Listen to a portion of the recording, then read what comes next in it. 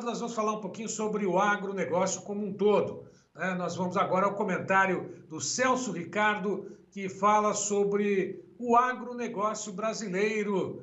Bastidores da Pecuária com Celso Ricardo.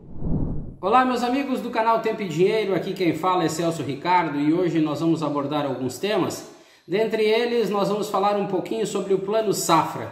Na realidade, para o agronegócio brasileiro, o Plano Safra, que é tão esperado ano após ano, tão comentado, tão falado, ele é uma dependência ou ele é uma oportunidade?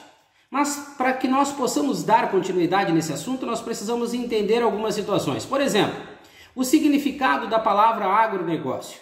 Se nós não entendermos o básico aqui no Brasil e pararmos de viver de assuntos macros, como por exemplo o Brasil, celeiro do mundo, que isso coloca a nossa arrogância acima de tudo e de todos e faz com que nós não venhamos a desenvolver as operações básicas para ter um agronegócio de sucesso.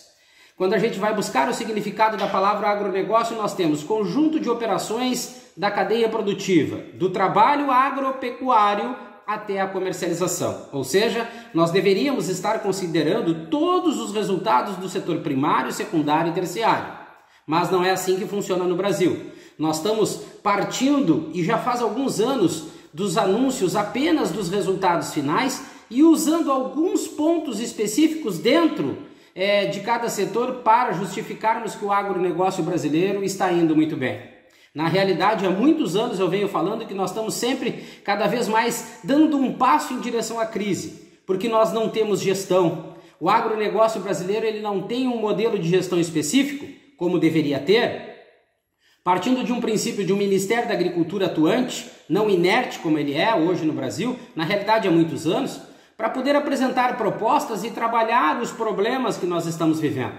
Nenhuma grande indústria, nenhum grande setor pelo mundo afora trabalha os seus números apenas pelos resultados finais. Isso é uma maneira de mostrar mediocridade. Nós precisamos analisar todos os setores e apresentar proposta para que esses setores cada vez mais possam se desenvolver e inovar, para que no somar das operações nós possamos afirmar se o agronegócio brasileiro está indo bem ou não. Nós vivemos de prerrogativas muito rasas e superficiais. São essas prerrogativas que servem muito para campanhas políticas, por exemplo, onde o uso da palavra agronegócio também ele é simplificado. Então, como eu falei, é um conjunto de operações da cadeia produtiva, do trabalho agropecuário até a comercialização. Agricultura e pecuária, setores primário, secundário e terciário. Nós deveríamos trabalhar o agronegócio brasileiro a partir do conceito cadeia de valor e não fazer com que todo o nosso setor viva apenas de resultados sazonais, né, e muitas das vezes imediatistas de uma cadeia produtiva ou outra, fazendo com que o nosso agro como um todo acabe se inflacionando, custos de produções cada vez mais altos e inviabilizando a diversificação comercial. Por isso que nós deveríamos ter uma gestão eficiente e efetiva para tratar o agronegócio independentemente, por exemplo, do tamanho da propriedade rural. Nós não precisamos no Brasil ter 2 ministérios para tratar assuntos ligados à terra. Isso é mais um sinal de incompetência e incapacidade. Nós precisamos ter coerência e conhecimento. Se presidentes da República colocassem ministros com capacidade, com competência, com conhecimento e experiência comprovada, com certeza o agronegócio brasileiro poderia dobrar a sua produção e muito mais do que isso, garantir margem de lucro, lucratividade, competitividade e fazer com que o nosso produtor rural, principalmente ele, esteja capitalizado. Coisa que nos últimos anos estamos passando longe disso. Mas, considerando essa questão do significado da palavra agro, atendendo os assuntos antes, dentro e fora da porteira, mostraria de uma certa forma tudo o que está acontecendo e aí sim, a partir de uma gestão eficiente, apresentaríamos propostas e projetos e o agronegócio brasileiro iria decolar, seja para grãos, proteína animal, não importa a cadeia produtiva. Nós iríamos conseguir sim resultados infinitamente melhores em termos de lucratividade, não em volume, não em representatividade do PIB, assuntos que nós vamos falar aqui também. Essa questão de falar em representatividade do PIB e balança comercial, olha, é um caminho que mostra o quão entendemos pouco do agronegócio, como nós conhecemos pouquíssimas coisas do que está acontecendo no nosso setor. Esse resultado final não condiz com a realidade. E eu venho analisando algumas emissoras de TV em canais fechados que usam dos seus programas para falar em representatividade do PIB, balança comercial, safra recorde, exportação recorde, como se os assuntos fossem a realidade que o agronegócio brasileiro vive. E não é. Está longe disso. Nós precisamos diminuir o passo, começar a olhar o que nós estamos fazendo de errado, para que aí sim os números finais sejam reflexos reais do que está acontecendo dentro do agronegócio e não o que está acontecendo agora, né? Por exemplo, nós deveríamos estar viabilizando o agronegócio para a agricultura, por exemplo, trigo, arroz, cacau, café. E sobre o café nós vamos falar aqui sobre um assunto interessante, o quanto o Brasil perde de dinheiro quando comparado com a Suíça. Suíça, um país que nem lavoura de café tem, mas nós vamos chegar lá. Como eu disse, nós deveríamos ter uma agricultura voltada para o desenvolvimento do trigo, do arroz, do cacau, do milho, do sorgo, da soja, enfim, de várias culturas, assim como a pecuária. Nós deveríamos estar falando no desenvolvimento da pecuária de corte, de leite, da suinocultura, da ovinocultura, e não tem propostas para isso. O Ministério da Agricultura é fraco no Brasil, é fraquíssimo. É um ministério pautado em política apenas e não no agro. Nós deveríamos estar apresentando propostas de viabilidade e, ao contrário disso, vivemos de sazonalidade, necessidade ou desespero. São inúmeros os adjetivos que nós podemos analisar. E aí eu venho para o Plano Safra. O Plano Safra no Brasil é esperado, aguardado, comemorado, né, ou criticado ao longo dos anos. Por quê? Que sem o Plano Safra o Brasil não produz. O país do agro que se auto-intitula o celeiro do mundo, sem Plano Safra não produz. Algo está errado. O produtor rural brasileiro não está capitalizado. Muito pelo contrário, está endividado. E o projeto que tem desde 1994, que foi o primeiro projeto de securitização, o único que tem hoje no Brasil, circulando lá em Brasília, foi um projeto que eu idealizei e que o senador Álvaro Dias, na época, apresentou.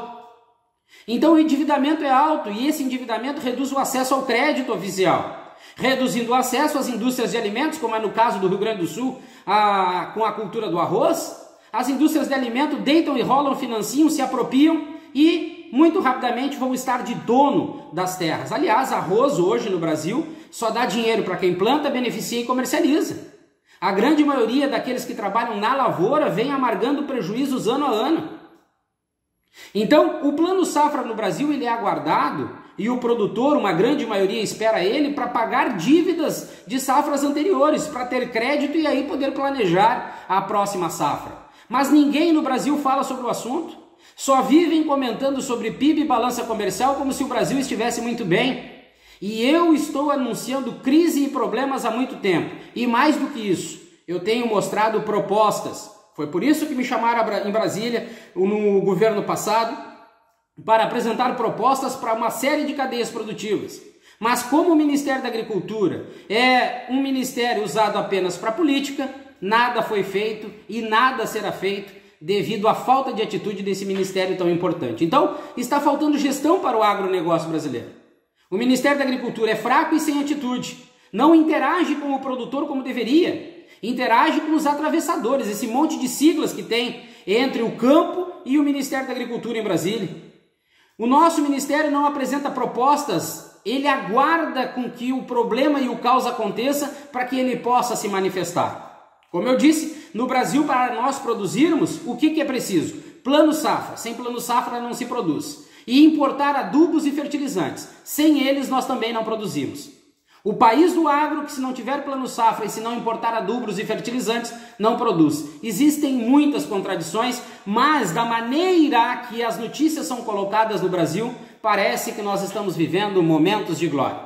Carga tributária alta para quem produz. Em contrapartida, o país importa alimentos com tributação zero. E ainda falamos em Brasil, o país do agro. Nos contentamos em ser um país medíocre das commodities.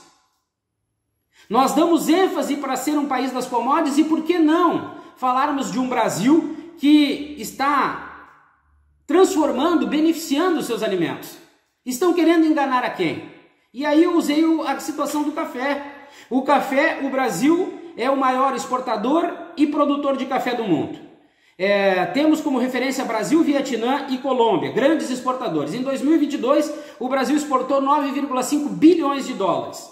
Mas a Suíça A Suíça, que não tem um pé de café, exportou 3,4 bilhões de dólares. Parece pouco, mas não. Para quem não possui lavouras, ela importa o grão, transforma em cápsula e vende num valor 10 vezes maior do que o grão. Como eu disse, o agronegócio brasileiro é pautado de política e muitas das vezes em falsas informações que, de uma certa forma, fazem nós acreditar que o agronegócio brasileiro está vivendo seus melhores momentos e é sim o celeiro do mundo. Longe disso, o Brasil pode ser sim um grande produtor de alimentos, mas sem gestão, como nós estamos há muitos anos, a tendência é que o nosso agronegócio venha a viver sempre muito próximo da crise do que do sucesso, como muitos estão tentando enganar o povo brasileiro e o Brasil, afirmando que os nossos resultados estão sendo cada vez melhores. Forte abraço a todos e até o nosso próximo programa aqui no canal Tempo e Dinheiro. Obrigado, Celso. Até a próxima. Logo mais a gente volta com outras informações sobre o relatório do USDA, do USDA, sobre a qualidade das lavouras dos Estados Unidos. O mercado está atento a essas informações. Por volta das 17h10, nós voltaremos com todos os detalhes do USDA desta tarde. A todos que estiveram conosco, nosso muito obrigado. Bom descanso, boa tarde, bom início de noite e até amanhã.